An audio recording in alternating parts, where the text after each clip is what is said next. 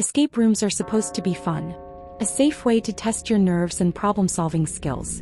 But what happens when the game stops being a game? What happens when the locks aren't just puzzles, but barriers keeping you trapped with someone who wants to hurt you? That's exactly what happened to me, and it's a night I'll never forget. It all started on a Saturday evening. My best friends thought it would be a great idea to celebrate my birthday with something different. Not dinner, not bowling, not a party, an escape room. They picked the most immersive one in the city, known for horror themes and live actors. The website bragged about the most realistic experience you'll ever face. When we arrived, the building didn't even look like a business. No neon sign, no bright entrance. Just a dark brick warehouse with a single flickering light above the door. That should have been the first red flag. Inside, the lobby was decorated with cobwebs, chains, and broken furniture. A man at the desk, if you could even call it that, barely looked at us. He slid a waiver across the counter.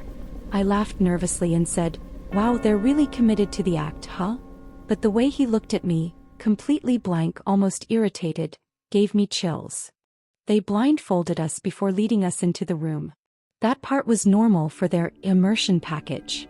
I could hear chains rattling, a door slamming shut, and then silence. When the blindfold came off, we were in what looked like a basement. Flickering light bulbs, rusted pipes, blood smeared on the walls. The puzzles started right away. A locked box, a code scrawled on a mirror, a fake severed hand holding a clue. It was all fun. Creepy, yes, but fun. Until the man entered. Tall, broad-shouldered, wearing a cracked porcelain mask. At first, we thought he was the actor meant to chase us around.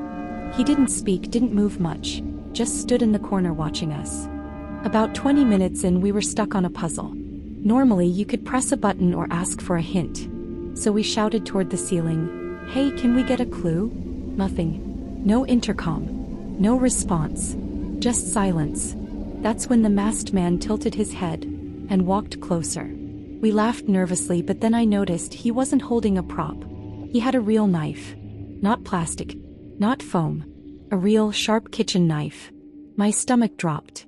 I whispered to my friend, "That's not part of the game, is it?" But before we could decide, he dragged the blade across the wall, leaving a fresh line in the paint. The sound was so real it made my skin crawl. We tried to ignore him and solve the puzzle faster, but every move we made he mirrored. Step to the left. He stepped closer. Crouch down. He leaned over. One friend whispered, "Okay, this is way too real. Where's the staff?" She ran to the door and tried the handle.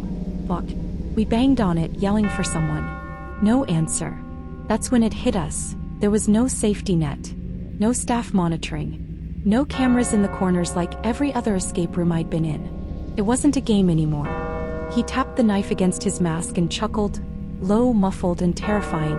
We froze. None of us wanted to move. Then he lunged. Not fast enough to stab, but enough to make us scatter. My heart was pounding so hard I could barely think straight. We scrambled to solve the lock on the final box, hands shaking. Inside was supposed to be the key to the door. But instead, it was empty. He was playing with us. He wanted us to waste time, to panic, to feel completely helpless. One of my friends grabbed a broken chair leg as a weapon, while another whispered, "We have to fight him." But how do you fight someone who's clearly been planning this? Someone who locked us in? Someone who's armed? I remembered the window, tiny, covered with wooden boards. We piled against it, kicking and prying until one side snapped loose. The masked man stood across the room, head tilted like he was enjoying the show. The boards cracked, the glass shattered, and we crawled out one by one. I was the last to climb out. As I pulled myself through, I glanced back. He didn't chase us. He didn't even move. He just waved, slowly, like he knew we'd never forget. We stumbled into the alley outside. No lobby, no staff, no cars in the parking lot. Just an empty building that looked completely abandoned. When we called the number from the website, it was disconnected. No trace of the business existed. Almost like it was never there. And that's what keeps me up at night. Was it a setup just for us? Or does he do this to anyone unlucky enough to book? So I'll ask you, if you were trapped in that room, would you try to outsmart him? Or fight back? Because sometimes the scariest escape rooms are the ones you don't escape from at all.